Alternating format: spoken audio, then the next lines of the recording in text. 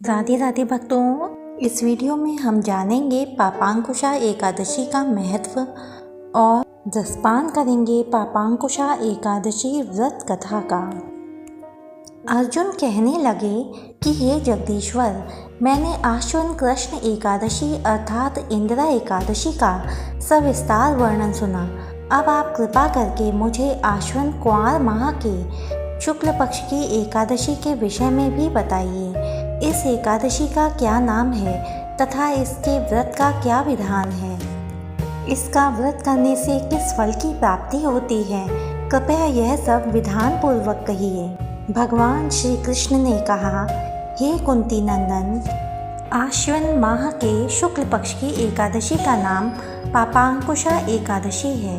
इसका व्रत करने से सभी पाप नष्ट हो जाते हैं तथा व्रत करने वाला अक्षय पुण्य का भागी होता है। आश्विन शुक्ल एकादशी के दिन इच्छित फल की प्राप्ति के लिए भगवान विष्णु का पूजन करना चाहिए।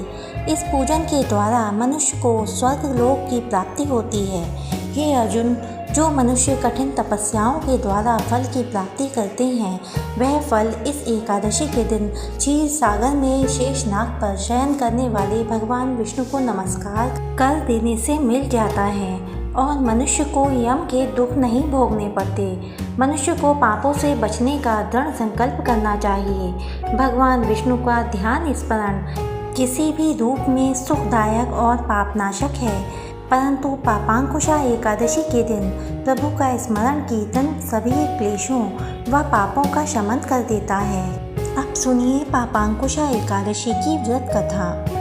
पापांकुशा एकादशी व्रत कथा के अनुसार अति प्राचीन काल में विंध्य पर्वत पर क्रोधन नाम का एक क्रूर बहेलिया रहता था।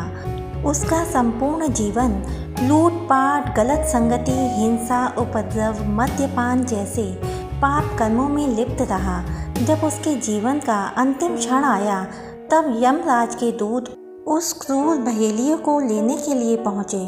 तब यमदूत के दूतों ने बहेलिये से कहा कि तुम्हारे जीवन का समय समाप्त हो गया और शीघ्र ही हम तुम्हें लेने आएंगे। यह सुनकर बहेलिया बहुत डर गया तथा अंगरा ऋषि के आश्रम में पहुंच गया।